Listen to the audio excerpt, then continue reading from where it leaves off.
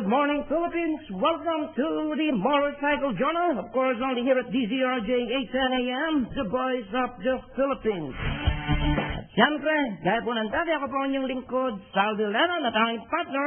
Ito po ay si Rodney Bersamina.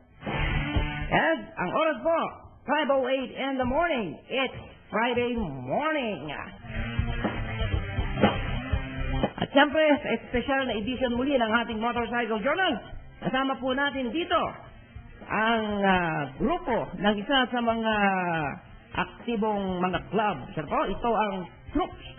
At siyempre kasama po natin dito, unahin natin si Mark Flores para bumati sa ating mga listeners. Mark? Thank you po sa lahat na nakikinig dito sa DZRJ Motorcycle Journal. Andito po kami, ako nga po pala si Mark Flores, codename Rider X. Okay, thank you, Mark. Good morning ulit sa iyo, Mark, ha? At siyempre, kasama po si Mr. Ricardo Baltasar. Hello, sir. Good morning po sa lahat ng tagapakinig ng DZRJ. Okay. At siyempre, si Ricky. Muli, good morning po. Ricky Delgado po ng Pasig Troop. Ayan. At siyempre, ang panghuli ay si Ruben. Good morning po sa lahat ng nakikinig ng DZRJ. Okay, maraming salamat sa inyong pag-join dito sa ating programa kahit na madaling araw. Kayo ay nagtyagang pumunta rito, ha? Okay, siyempre, binabanggit natin ang Troops para sa kapakinabangan ng ating mga listeners. Ano ba ang ibig sabihin ng Troops? Rick? Okay po.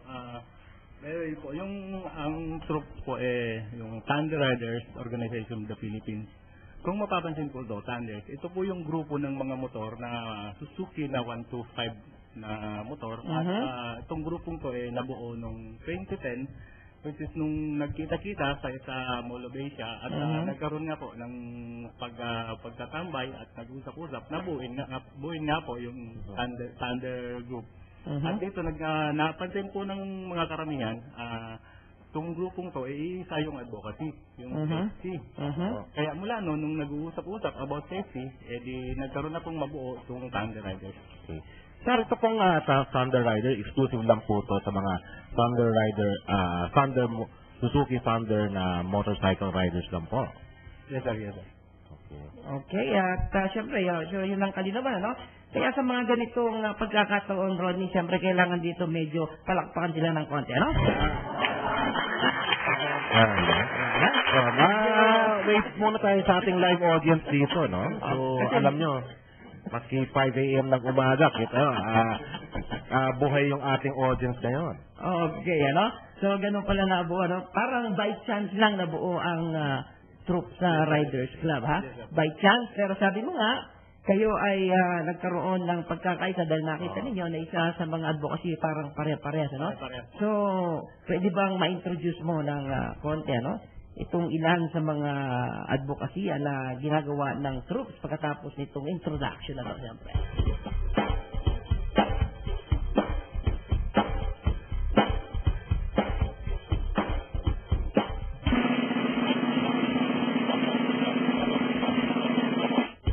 Okay, sino ang magpapaliwanag sa atin? One of the advocacy of Troops.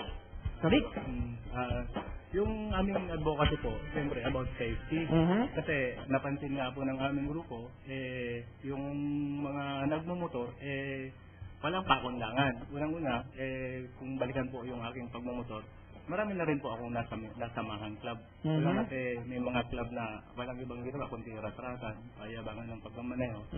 Ang napansin namin, ang pagmamaneho kasi hindi naman na magaling ka or mayabang ka sa pagmumotor, kundi dapat sasabayan din nung aim mo na dapat hindi lang magmotor, kundi sabay mo na rin yung aim mo na magkaroon ng safety awareness yung lahat ng mga nagmumotor.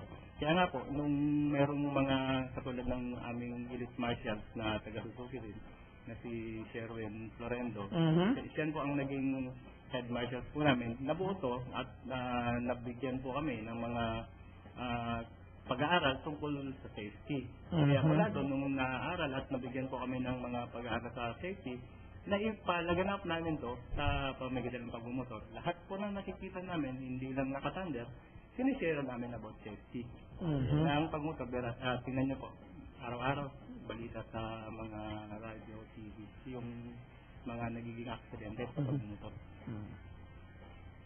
Kaya nga po, kaya ang nangyari, bilang karamihan nga po dito, mga matured na yung mga riders at iba-ibang clubs galing, kaya nagkaroon po kami talaga ng advokasya dito na palaganapin talaga natin ang safety. So, parang sinasabi mo ngayon, Ricky, na mula sa isang by chance na pagkakabuo, nakita ninyo na meron kayong isang adhikay na halos pare-pares at yan ang safety, at mula doon, kayo ay parang nag-aral din, kung paano maging safe rider sa kalsada. Yes, sir. And then later on, naging advocacy nyo na rin ito dahil sa ito yung pinalaganap nyo, hindi lang sa grupo ninyo, kundi sa iba't ibang mga riders.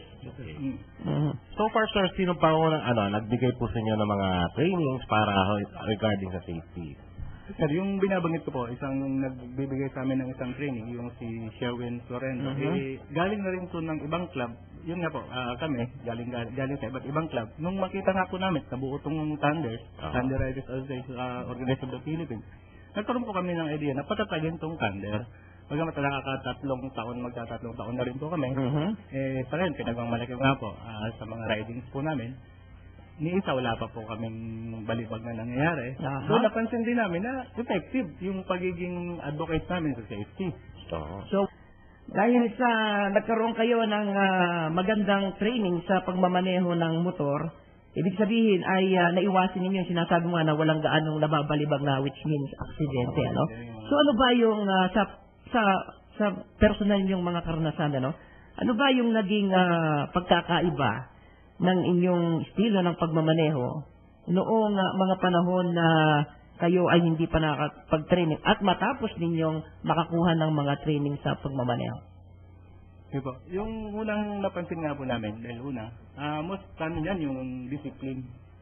Kasi, di ba, lahat naman ng mga nagmamaneho, kung hindi isasaloob o isasabuhay yung mga disiplina, talagang may mangyayari yan. Pagkamas, siyempre, aksidente nga, hindi yan naiwasan, kaliwat kanan, harapan at likod, nandiyan dyan ang aksidente. Pero kung pagiging disiplina ang pairalim lagi ng mga riders, may iwasan ko. Pagiging, para maiwasan yung mga aksidente rin. Tama. Kasi maganda ho yan, yung disiplina, hindi dapat may turo po, especially pag tayo ay nasakali. Kasi napansin natin, di ba? Kasi hindi lang naman tayong, ang sakali. Meron pa yung mga nagmamaneho ng ibang sasakyan, yung mga pedestrian, yan tayo. Of course, kailangan, kung maganda ko, lahat tayo disiplinado, di ba? Oo. But maganda ho sa inyo, tawag dahil as a motorcycle rider, sinumpisahan nyo ang disiplina among yourselves. Ngayon, balik po tayo uli sa grupo nyo po, Ilang members na po kayo ngayon? So ngayon po, nakaka-170 plus na po kami. At ang dami nga po, ang daming nag-online po niya sa Facebook, tinatanong paano makasali. At kasi nakaano na rin po kami dyan ng Suzuki Troops, naka-network na po yan. Ang daming gustong sumali, maliban sa hindi lang Thunder, naka-Suzuki. Kung hindi lang kasi tinatanong paano ba makasali sa grupo nyo. Kami naman, okay naman, pwede naman kami magturo sa iba-ibang club. Pero yun nga, bilang isang Thunder riders, basic talaga na kailangan naka-Thunder po kayo. So, naka-Thunder, pero encourage rin nyo sana yung maski iba kung gusto sumama sa inyo, okay lang ho sa inyo, Yes, sir. Sir, nangyayari naman din po yung paminsan na nai-invite kami sa ibang mga rider group na maging guest rider. Ako, nakasubok na rin po ako ng papuntang north. Napansin naman din nila na during the ride, kakaiba po yung yung hindi naman siguro na bang pero yung galaw namin nung kasama kong troop na compared to dun sa mga kasama namin nag-invite sa amin. Pero swerte nyo sa grupo nyo po, pag kayo po yung nagra-ride, di ba? Strictly ba kayo talaga yung dapat ang bawat membro ba pag nagra-ride kayo, kailangan nakasunod talaga parang rules? Meron po kaming pattern na sinusundan. Alam na dapat ng karamihan ng mga riders, especially group riders, yung staggered position. Very basic po sa amin yon, and during group ride, strictly followed yon. Of course, meron tayong mga marshals na aalis sa formation, pero we all know why do you do that naman, ano? Sir, kasi yung ating mga yung ating mga nakikinig ko dito sa atin ngayon, sa show natin sa Motorcycle Journal. Sir, pa-explain na ng sandali yung yung staggered position. Okay, sir. Staggered position. First of all, there is a spearhead of the group. Siya maglilid ng buong grupo kung saan man pupunta. Alam na rin niya kung ano yung destination. Ang position niyan is always on the left side. The next rider behind him will be approximately 2 seconds behind him in distance. Depende pa yung sa speed ng takbo ng grupo. Ang position niya will be on the right side naman of the lane. Okay. So if you would see it on a diagram, para siyang zigzag. Parang zigzag siya. Ganon. So ang laki ng advance. Kasi yung nakikita ko sa in-explain niyo ko, yung staggered position, kagandahan doon. Pwede kayong mag-ride na mas malapit, Magkano? Depende po kung gaano pa bilis yung takbo ng grupo. In case pa nagpreno, bigla nagkaintuan. Walang magkakaproblema. Kita ng lahat, pepreno lahat. And of course, there are hand signals na ginagamit. Okay. Including pagka-stopping. Yes. Minsan, di ba, yung iba nga ginagamit yung sa army style, yung naka-clench fist. Kapag isang miyembro nyo po, bigla kunyari, biglang hindi sumunod. Meron hindi sumunod. Well, at least kita naman ng yan. And there would be a reason naman for doing that, di ba? Akala ko may penalties yun ng 500 pesos. Sana. 500 pesos. Kumbaga, pag yung next stop, sagot na niya, At saka pagka ganun, Rodney, na hindi sumusunod, baka ganitong mangyari. Diba? Wala. Alam niyo naman yan. Aksidente yun. Kaya pinakamaigi nga yung mga group ride na ganito at actual yung na-experience dahil nakikita ng actual ng mga nakakasama doon kung gaano kahalaga yung organized ride. Di ba? Kasi siguro nung mga unang ride natin naman lahat na hindi pa tayo organized, naranasan natin pag tayo nag-ride, maraming nangyayari. At ang tagal nating makarating sa destination. Bakit? May naliligaw, may hinihintay, may kung ano-anong problema. Naranasan din ba natin yung mga yun? Sige. Mark. Minsan, sir, nararanasan po namin. Pero nahabol naman po nung mga nakakaalam. Pero madalas naman hindi. Nakita nyo naman, sir, di ba? Tama. Kay Sterid, kami dalawa gumagalaw. At saka napansin ko yung, yung sino ba? Ano bang tawag doon sa nagpapaalis ng mga sagabal? Hindi naman nagpapaalis, Hindi naman nagpapaalis. Yung tagahawi. Yung hawi mo. Paano ginagawa yun? Para malaman naman ng mga listeners natin, Hindi naman natin binubuli yun. Hindi. Actually, zero lang. Sinapakiusap. Pero hindi nagsasalita. Well, sanyasan niya po yan. Tama. We try to, ask them na dahil sa kanya hand signals na group ride to, kung pwede pagbigay niyo muna kami na dadaan lang kami o kaya yung nandito kami sa ngayon kung gusto nilang mag-overtake nila, there is a pattern or there is a way na iba sa mga marshals namin nagiging parang sort of escort doon sa mga nag-overtake ganyan.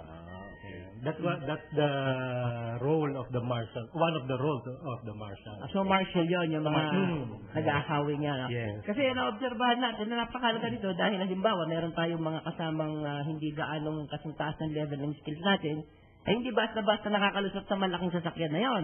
Yes. So they need assistance from marshal na yon.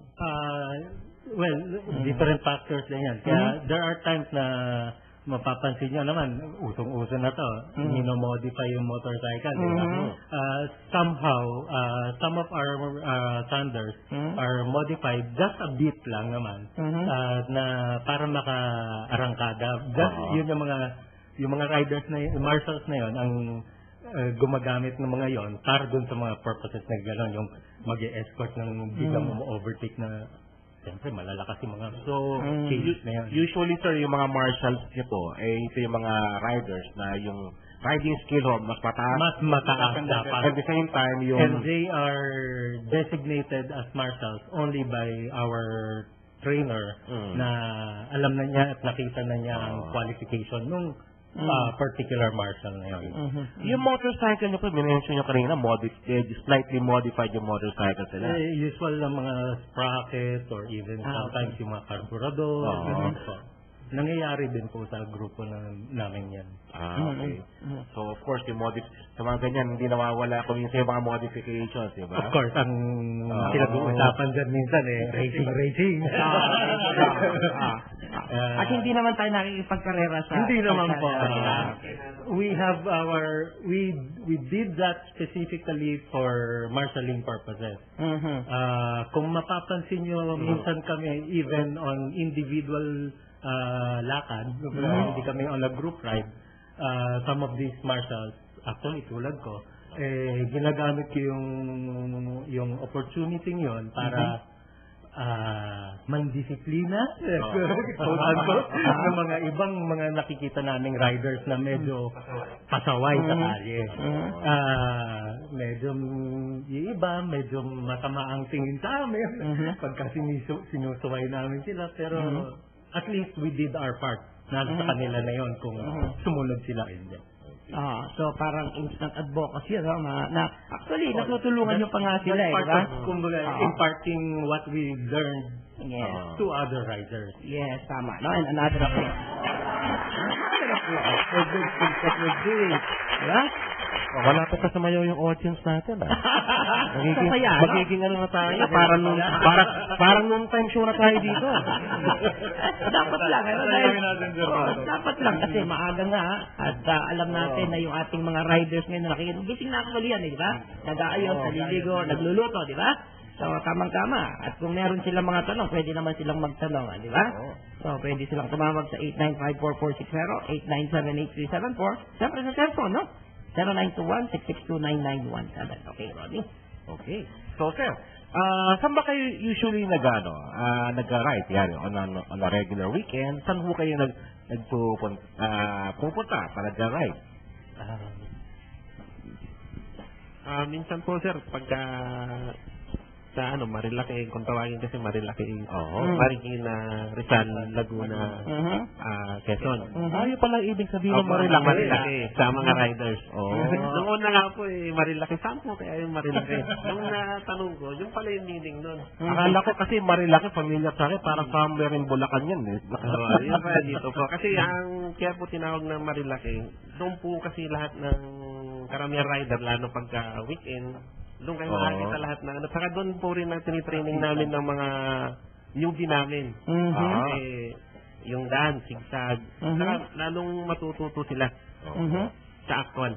Sa actual. Opo. Gaya nga po nung rides din namin nung Bicol, kami nung nag-lead. Bicol, Bicol. Bicol ride yung last Holy Week. So usually pag nangyari kayo, nagmamarilaki kayo. Gano'ng karami ho kayo? Maakyat po ng Marilaki? Ilang 20? Madami pala kayo. Mga kasama pong backride, kaya siyempre may mga backride, kailangan din po ingatan talaga. Ingatan natin yung backride. Kasi yung backride, nakakawala ng stress yan. Opo, wala ng asawa. Ang tanong ba ho, legal ba yung backride natin? Opo, asawa sa girlfriend.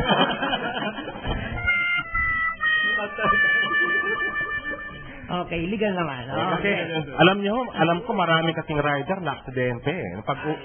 Dahil yung pag-uwi sa bahay, nalaman illegal yung back ride. Doon So, pagkatapos ng mahabang ride, pag-uwi sa bahay, aksidente. Illegal kasi yung back ride. Tinamaan ng flying saucer. Pero ang tawag po doon, ipinapalaganap na yung safety. Kaya, i-advise ko na lang sa mga riders dyan, yung mga nag-illegal back ride, Pag-uwi nyo po sa bahay, huwag niyo mo munang tatanggalin yung helmet. At least para safe na safe, Okay, at hindi mo na kailangan, bukod doon, medyo hindi mo gaanong maririnig yung mga ganito, di ba? Seser mo ng kalang-araw, di ba? Masakit sa tenga, kaya kailangan yung helmet nakasuot para, bukod doon sa flying saucer, di ba? Saka makikip po yung visor nyo, huwag niyo tataas. Dapat nakababa. Okay, So siguro, pag-usapan natin ang mga preparasyon na ginagawa natin. Siyempre, hindi simpleng pag nag-isip tayo ng ride, ay walang preparasyon. Marami, ano? So siguro, i-share natin yan. Magkaroon lang tayo ng maiksing paalala mula sa ating Voice of America. At siyempre, wag po kayong alis. Babalik kami dito sa Motorcycle Journal upang pag-usapan ang mga preparasyon na ginagawa ng ating mga riders sa kanilang mga ride.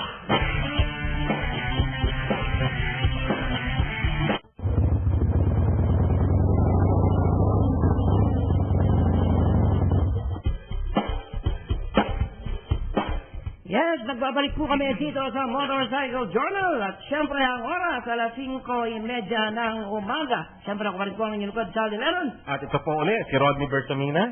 At syempre kasama po natin dito ang grupo ng troops na pinangungunahan po ni Mark, ni Ricky, ni Carmen at saka ni Ruben. At syempre, araw po ng Biyernes. Thank God it's Friday. Ayan, no? Thank God it's Friday at weekend na naman bukas. Weekend na naman. Okay, no? At syempre, tuloy natin yung pinag-uusapan natin kanina, no? So, ngayon naman ay pag-usapan natin yung ginagawang preparasyon, ano? Ng inyong grupo. Alam nyo, mahalaga din ito para pag narinig ng iba natin mga listeners at nagbabalak silang mag-ride, ano? Eh, at least meron silang alam kung ano ang dapat nilang gawin. Preparasyon. Yes, sir. Okay. Sige.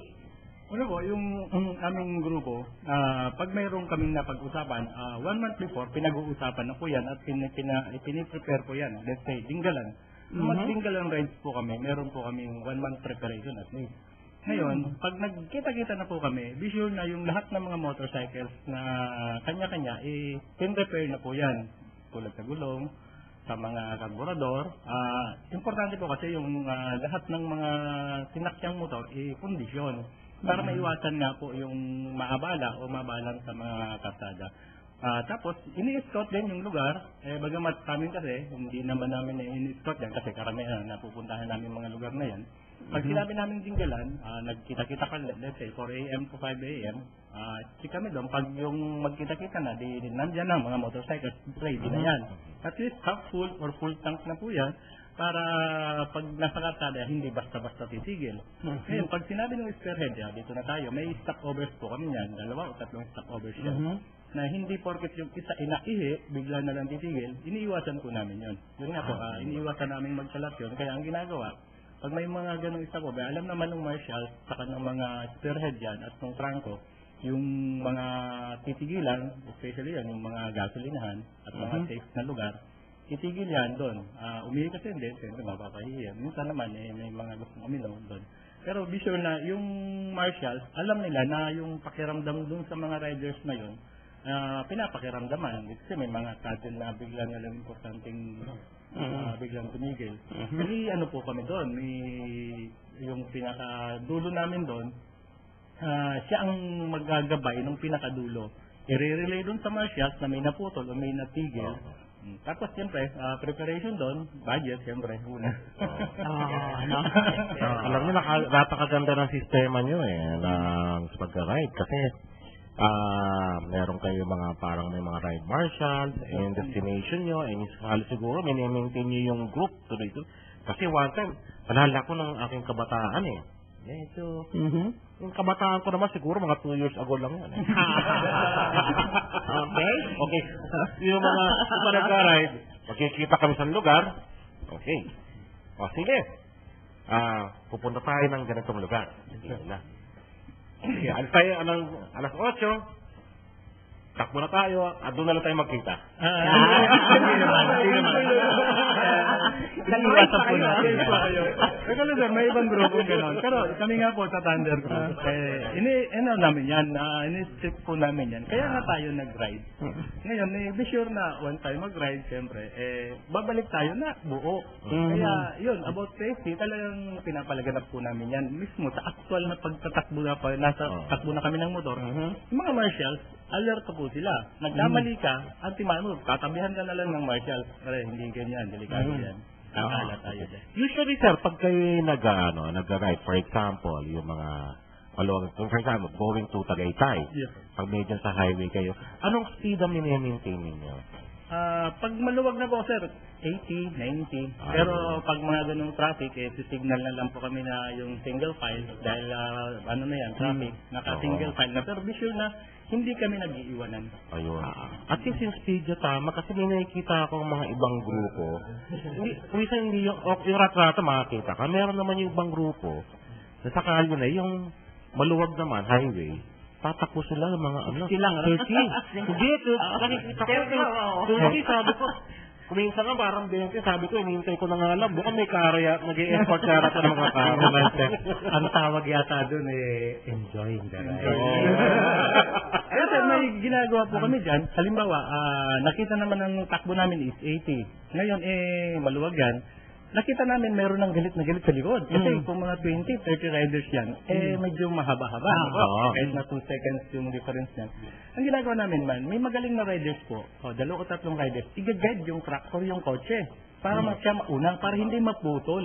Kasi minsan, galit na yung riders, yung driver, mahaba po yan. Minsan kakatin yung grupo, no? Kasi para lang magulo. Pero kami, be sure na nandoon, intact pa rin yung grupo. Pero yung may galit na ng motorista sa likod, i-guide ng mga marshals po namin yan para siya mauna. Yun pa rin, yung positions namin, nandoon pa rin. Mapapansin na lang po yun na pag umuna na yung marshals, magiging single file na lang po yan lahat. Tapos yun, may babakbak na po yan para ma-guide yung isang motoristang inip na sa likod para mauna. Ganon din sa truck or maging sa mga motor din na grupo. Yan ang magandang sistema. Magandang sistema kasi ako mismo, nagkaroon na ako experience. Ikaw na last year lang. Mahigit mga... dahil 2 years ago lang kabataan mo So, mga hindi, mahigit mga kami, mga almost 80 yata kami noon na ride. Malaking yun. Pero kapag mayroong gusto umovertake, nakikita ko napakadelikado, lalo na pag may nagmamadali. Kasi, nangyayari sa sakyan, pag umovertake, kasi sa sobrang haba, papasok siya sa gitna. Yan ang yung pinakadelikadong parte. Bowling po lahat. Ang solusyon po kasi minsan dyan, pagka malaking group talaga, as in more than 50, dinidivide yan by group, by subgroup. And then each subgroup needs a certain number of marshals. Those marshals, meron ding yung mga rat marshals, sila yung nag-guide. Isisingit nila between the group yung mga cage na umu-overtake. Para dating cases ay salubong. Kasi pag especially, alam mo naman kasi, tayo mga riders, nagkakaintindihan tayo sa ganyan. Pero yung mga ibang sakyan, ibang motorista, pag siyempre, gusto nila umu-overtake. Yes. Hindi nila alam na delikado yung kakat ka doon sa loob ng isang grupo. That is exactly why inaano namin, yung tail gunner namin na may kasamang marshal na mag-escort doon sa truck. They signal the cage na sumunod ka sa akin. They first sisiguraduhin nila na alam nung cage na kailangan siya sumunod. At yun yung pagkakataon niyang umovertake. Nagkausap na sila nung sir sa mata na ikaw, hindi kayo ganun marshal. Dito, may mga kanya-kanya signal yan. Community ka na. Kasi pag naka-hazard. Or kindata na lang yun, sir. Kindata na lang yun. Kasi kuminsan, pag sa TV, di ba, pag napapanood ng mga siguro, ng mga listeners natin, kapag ito na yung mga Hells Angels na, di ba, sa Amerika. Pag nagbuang motor, pag merong kumano sa gitna, naku, isa na yung marshal nila lalabas yan, pero hahabulin na. Yun nga po, nangyayari nga rin po yan. Kasi iniiwasan din po namin na kami makasagabal din sa motorista kasi pare-parehas naman po tayo road users. Maging sa pagra-ride, halimbawa, biglang nag-stop. Yung grupo yan, 20, 30 riders. Kung stop po kami. Ang mauna man yun, alam na nung marshals kung na saan may naputol. naputol. Mag-slow down lang po yun para magbuo ulit po yung grupo. I-slow down lang I-slow down lang hanggang sa magganon na rin. Nangyari po yan sa amin, Dinggalan. Almost may 5 kilometer na po. Pero bagamat yung una, naputol na, may marshals na sumibat. Medyo slow down kasi may naputol, may naiwan yung linya. Babagal po yun. Hanggang pagdating po ng mga oras yan na nandiyan na, dumtong na naman, at marshals na naman nagsabi na, okay na. group ridings na naman po yan. At iniiwasan po namin yung yung overtaking lagi. Once na umalis ka sa isang grupo, ito yung linya mo. Doon po, no overtaking policy po kami. So, ibig sabihin, kung sino yung sinusundan mo, hanggang sa pagdating mo, dapat nakasunod ka ron. Tama sa formation namin. Tama po sa yan, formation sir. po yan. Once, kung sa point of origin namin, kung ano yung aming formation, as much as possible, ganun na ganun ang formation din namin, all the way. Hanggang sa dumating kayo to your destination. Yes. Kung may masiraan man, lahat ng mga medyo may alanganin na motor, if not nasiraan, nilalagay namin sa harap. Para yung mga ayos at mga malalakas or magiging madaling makahabol, yun yung mga nasa likod. But there's a reason for that's the reason for it. Okay. But pag nag-ride kayo na mahaba, malayo yung ride, usually ba nagkasama kayo nagdadala kayo ng backup vehicle para in case na may masira? Ito kinaganda niyan, sir. We are troop and all of our motorcycles are quite the same. Standard lahat. So, before we leave the point of origin, pag tinignan niyo yung mga motor namin, yung mga case namin, yung mga spare parts kaming dala. Kaya, anytime na may masiraan, kahit do it yourself, kaya namin. Kaya nangyari sila, nagmamaneho sila sa kalye. May nakita sila miyembro ko, parang sumama ka na rito. Wala akong motor. Dali lang yan, magbubuo tayo.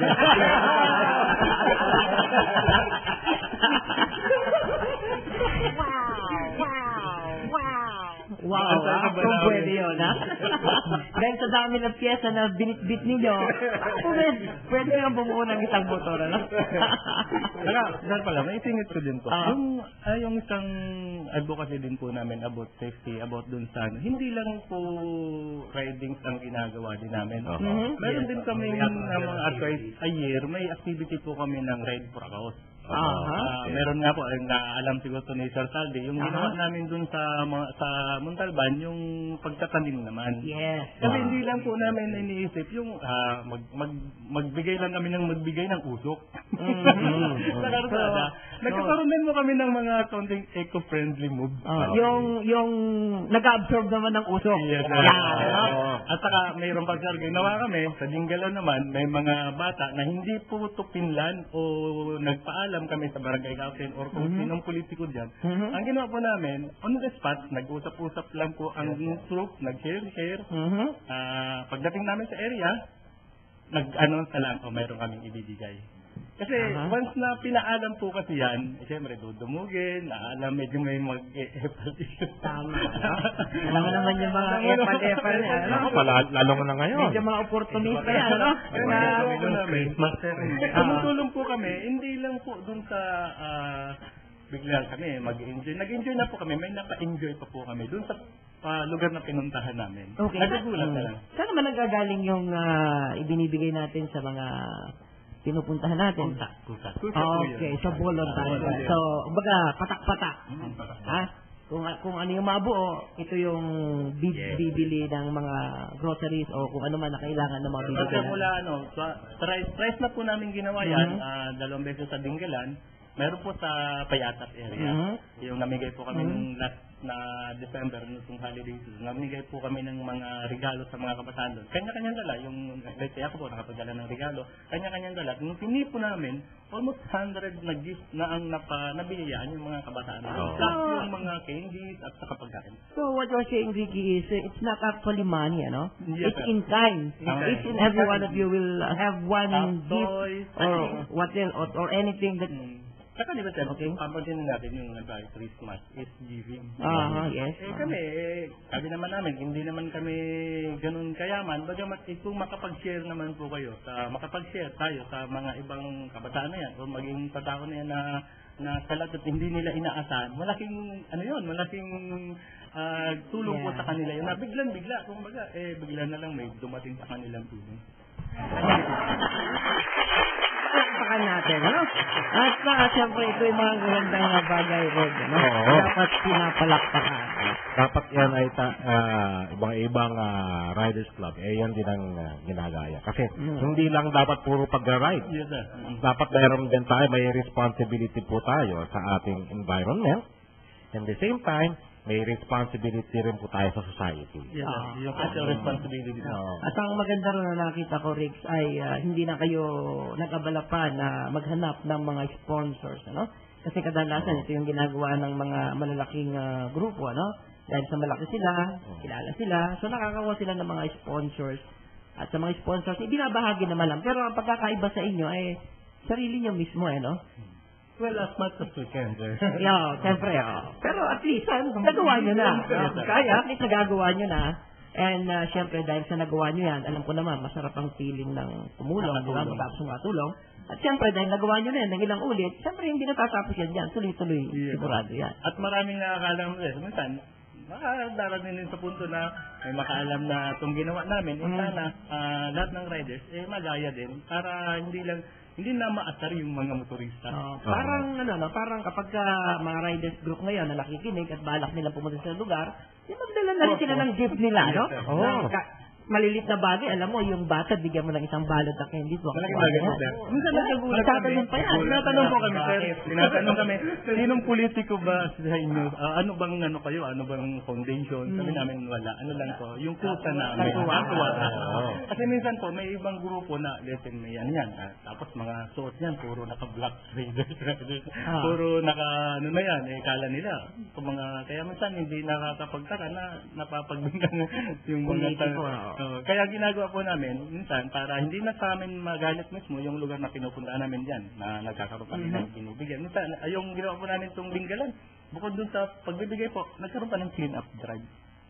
Doon sa beach na pinuntahan. So kayo naglinis, ha? Yes, sir. Okay, ha? Dampot-dampot ng Kasi nakita nga rin po namin na, kita nandoon na rin naman, kaysa magkainuman po yan, mag-riding nag-riding na rin lang naman. Ang purpose, kung hindi makita po ng lugar na pinuntahan, makita man lang ng mga bumisita. Wow, ang ganda ng inyong mga ginagawa, no? Talagang kailangan pinapalakpak talaga yung grupo ng troops na to, Roddy, no? Tanong ko lang ka, so na-mention nyo na yung mga past activities niyo. And then, ngayon 2013, ano po mga projects niyo? Ano ba yung mga plano niyo for 2013? Yes, sir. Una, pahabihan ko lang doon. Lalo ngayong Holy Week po, meron kaming Sagada Rides na Sagada Rides po na nakaabang ngayon. Itong Holy Week, 4 day po yan, 4-day rides po yan sa Sagada. Kapag naman yung iba, may babiyahe po ng Bicol. Pero yung pino-project po namin itong Sagada, kasi once a rider na napuntahan mo na yung 5 kilometer, gusto mo pumunta ng 10 kilometer. Gusto mo pumunta ng 10 kilometer, palayo ng palayo. Kaya pinutumbok po ng aming grupo yung Sagada. Baguio, Manawe, Mount Atok na yan, yung mga highest point na yan. Para nga, kahit na sobrang pagod po sa pagtatrabaho ng kanya-kanya, kasi kanya-kanya po kaming trabaho, may mga kanya-kanyang pinapasukan, nagkikita-kita po, nag-unwind sa pagra-ride. Yun, pinaplan po namin na ito, yung grupong ito, mapunta sa Sagada, ma-enjoy po yung aming pagkasamahan. So usually, ride nyo ba? Bakit po? 1 day lang, balik ka, no? Yung Sagada rides po, 4-day event po. 4 days, ha? So, So, ibig sabihin, dahil sa may mga trabaho kayo, bakasyon. Bakasyon naman po yan lang. Leave, ha? Sayang, Sana may bakasyon din kami ni Rod. Wala akong bakasyon. Kaya namin, sir. Masarap na sana pumunta. Kaso, tingnan natin, Masarap yan, sa Sagada, At least Mountain Province yan, So, makikita natin dyan marami, rice terraces, mga gulay na tinatanim doon, Mga strawberry. So, ano yung balak natin doon sa Sagada anyway? Yung papakita din yung grupo po namin na ito po yung purpose, magra-ride din po doon. Minsan nangyayari na lang din po, bigla na lang nagkakaroon ng immediate plan doon, tulad ng ginawa nga po namin sa Dinggalan. Minsan may nag-ride doon, nakita ng pangangailangan, pagbalik namin, ito yung gagawin natin. Hopefully, kung parating na taga rides, may makita naman po ang aming BOD, yung aming mga galing na officers, para may i-share na naman doon sakaling makabalik po kami. So, sabi nga ni Rigging isa si Char na yan, no? Okay, no? Dalawa po kasi Rigging natin dito is spontaneous yung mga programa na nagagawa natin. Pero alam mo, itong spontaneous na ito ito yung mga actual talagang kailangan ng tao kasi nakikita mo ng actual di ba? Kaya wala kayong prepared plan kung anong yung inabutan nyo, nakikita yung pangangailangan, yung magagawa ninyo, yun ang gagawin ninyo. At yung hindi nyo magagawa na kailangan, pwede naman kayong bumalik, parang ganon. So, maganda, no? So, ibig sabihin, nag-i-enjoy na tayo, ina-enjoy natin yung ride, pagdating doon, nakakapagbigay pa tayo ng enjoyment doon sa pinupuntahan natin. At siguro, ang pwede pa nga doon, tulad nitong ginagawa na, yung kinukwento yung mga lugar, actually, yung mga nakikinig sa atin yan, nagiging curious na yan. So, ibig sabihin, maganda kaya doon sa lugar na yan. Ano kaya gawin din natin ginagawa ng truck? Wala nang masama, di ba? Kaya sinasabi nga natin, ito yung kagandahan ng at least, na ibabahagi natin kung ano yung mga ginagawa natin. Dahil ang isang magandang gawa, pagmumulan lang, mas marami pang magandang gawa. Sana magaya din po. Actually, ginagaya talaga yung magandang gawa, no? Actually, kahit na bad doing, ginagaya din, no? Pero, mas maiging mag-propagate ng magandang ginagawa, tulad ng ginagawa ninyo. Minsan nga rin, nangyayari din kasi, minsan di ba karamihan mga kalalakihan. Ito, mabuti na lang si Sir Mark, madalas kasama niya sa pagra-ride. Minsan may galit din kasi ang mga asawa namin kung sakaling rides na lang ng rides. Pero isinishare ko namin, pinapakita ko itong ginawa namin. Nagkaroon po nga sa cancer patients na sa Quezon City, yung mga child house po. Nagkaroon naman din po kami ng project. Nakikita ng misis ko, okay itong ginagawa ng asawa ko. Kumbaga, hindi na magagalit kasi may purpose, hindi rides ng rides ko yan. Kasi yung sa pagmumotor nga, noong una, sabi ko parang lang to, leisure. Pero nakita ko din po, nung madalas na pag-rides namin, may kapakinabangan nga. May mangyayari. Kaya ginagawa namin, sa lahat ng kahit na maliit na paraan po na gagawin namin, naisishare po namin yan sa iba-ibang tao. At actually, yung leisure na sinasabi, hindi naman nawawala yun, di ba? Yes, sir. Actually, dahil sa tayo mga riders, pag nakakasaya tayo ng motor, talagang maganda yung pakiramdam natin, no? Lalo't mga ganitong oras. Ginagawa. Ginagawa ko nga din, sir. Minsan, past time, medyo may galit ako. May galit ako sa trabaho ko. May galit ako. Ginagawa ko, binubuntun ko na lang sa motor. Pero hindi ka trot. Dahil nga, may safety Yung po yung ginagawa yung outlet. May safety, may safety rider yung po akong na-train. Kaya nangyari, saan punta, iraratrat ko ito ng maganda. Pero be sure na safety pa rin. Hindi naman po kasi tayo hipokrito na bagal-bagal lang. Hindi naman po. Actually, speed is, we do it safely. We have our own style of doing it.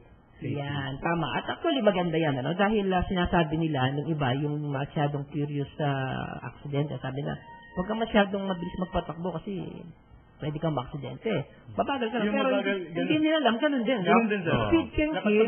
Sabayan din yung takbo ng karsada. Dapat masabayan yung mga yung takbo ng karsada. Natakbo ka ng 60, kung nasa P5 kayo takbo 80, bubundulin ka naman. Delikado yan. Delikado rin. Actually, yung mga aksidente ng mga mayroong nasasaging mga motor, actually, ang problema niyan talaga tumakbo siya ng mahina, no? Yes, sir. Tumakbo siya ng mabagal doon sa tinatakbo ng mga sasakyan doon. Kaya nasa side swipe sila, di ba? Pero kung alam naman na yung takbo is 120, awag mo nang sabayan. Tunog 120 lang kami.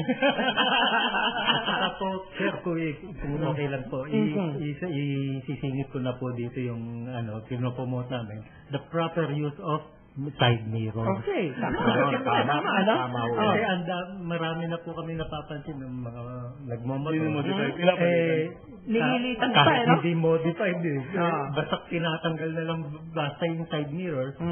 For what, may use naman po kasi ang side mirror. Of course. Yes, sir. And then, of course, the proper use of the side mirror. Yes. Kasi hindi alam kung paano talaga gamitin. Alam ko kasi mga iba dyan, ginagawa instead na side mirror para makita sa likod, nagiging vanity mirror.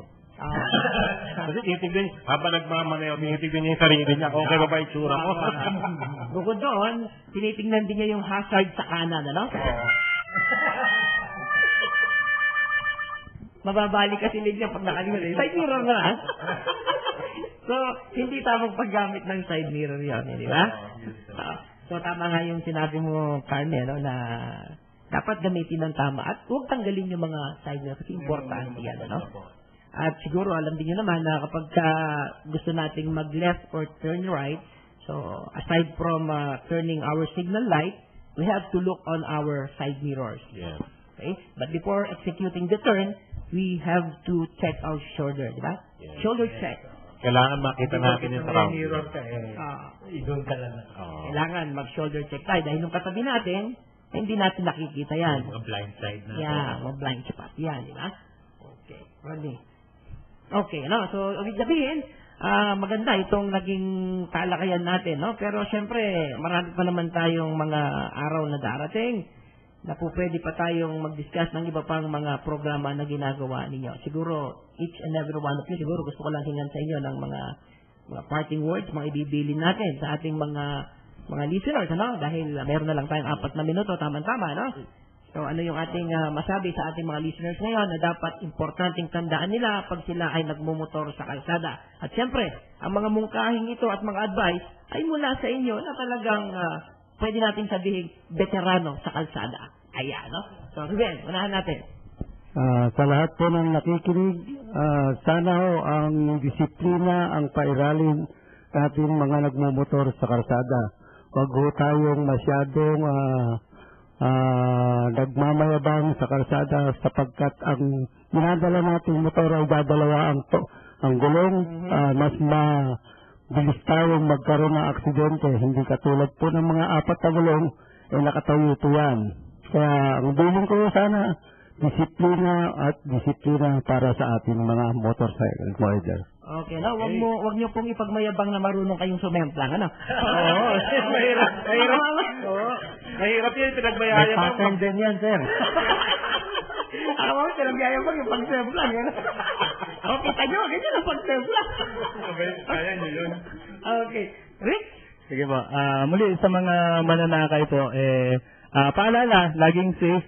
Umalis po tayo sa bahay ng kumpleto, bumalik po tayo ng kumpleto. Dahilan sa masarap yumakap ang mga mahal sa buhay, lalo na nadatnan po tayo na kumpleto pa din. Kaya sa mga nagmumotor dyan, panatilihin po natin ang safety. Ride safe, guys. Okay. Si Carne. Good morning po. Good morning ulit. Sana safe po lahat tayo magmaneho ng ating mga motorsiklo. Iwasan po nating maka-aberya sa mga kasama nating mga cage sa kalye.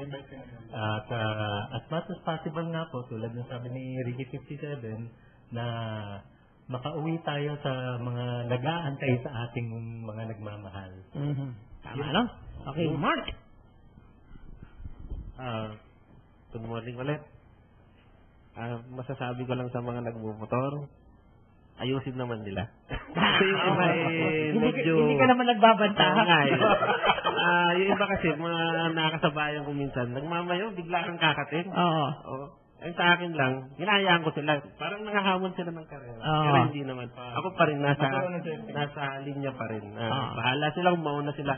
Ako, nasa tamang pagpapatakbo. No, actually, yung sinabi mo, Mark, ano, actually, yan yung halos karamihang kultura ng mga nagmumotor dito sa Pilipinas, ano? Lalo na yung hindi kasama sa group. Akala nila, pag motor may nakasabay, kakarerahan na. Kalaban na, kakarerahan na, no? So, hindi katulad ng nasanay sa mga grupo na tulad ng troops, ano? Pagka may kasabang motor, kamarader yan, kasama yan, mag-alalayan kayo, tama? Hindi kayo dapat magkarerahan. Kaya dapat ito yung i-propagate natin, di ba, Mark? Kaya tama yung nabanggit mo ngayon na, ingat lang sila, ha? Ingat lang sila, ha? Ayusin nyo na. Ingat kayo. Commander naman, welcome to the club. Ayaw namin nakakita sa kalye ng nagkakalat. Yeah, nagkakalat. Ano? Tapos yung kinakalat puro bahagi ng katawan mo. Ano? Ang hirap po talaga, ang hirap yung kayang magtanggal ng buhangin sa kamay. Okay. Exactly na, Roddy. So, sige. So, maraming salamat po sa ating mga listeners. Maraming salamat dito po sa troops. At sana hindi kayo magsawa dito sa atin sa Motorcycle Journal. At masasabi ko po, At pwede yung makakabalik naman po kami para lalo po namin maipalaganap sa pamagitan po ng radyo yung aming advocacy para sa pag-ride ng safety. Yes, actually, hindi lang naman kayo ang welcome. Lahat ng mga Riders Club, welcome po kayo rito at ibahagi po ninyo yung karanasan nyo tulad ng binahagi po ng troops ngayon. Alam natin, marami pong nakikinig ng mga riders ngayon na natuto, kahit na, kasi ito pong binanggit nila is actual po ito na ginagawa nila. So, hindi ito theoretical, This is actual experience. Okay. So, medyo matapos tayo ating show. Yes, alapit na. Tayo magpapaalam na rito sa Motorcycle Journal. Siyempre, meron naman next week. Meron naman next week, next Tuesday. Yes. Kaya papakinggan nyo naman kami uli dito. Kaming dalawa ni Saldi. Dito, sa DCRJ. At kaya alas 6 na, nagpapaalam po kami. At mag-ingat po tayo kapag tayo po ay nasakali. Ano masasabi mo, Saldi? Yes, thank you very much, Ronnie. At siyempre, sa lahat po ay ng ating mga riders, ride safely, all the time. Gaya po ng sinabi ng ating mga guests ngayon na pinangungunahan ni Mark, Ricardo, at ni Ricky, at ni Ruben, na ang kalsada po ay para sa ating lahat. Huwag nating angkinin na parang sarili natin ito. Pagbigayan at mag-ride ng safe. Di ba, Ronnie? Tama yan. Okay. So, maraming salamat po sa inyong pag-join dito sa amin sa Motorcycle Journal. Ayan, Biyernes po ngayon at bukas po ay weekend. Marami na naman pong mga riders na nandyan sa mga kalsada at nagkakaroon ng kani-kanilang mga ride. Sa mga riders po, ride safely all the time. Maraming salamat po sa inyong pag-join dito sa Motorcycle Journal. See you and bye-bye.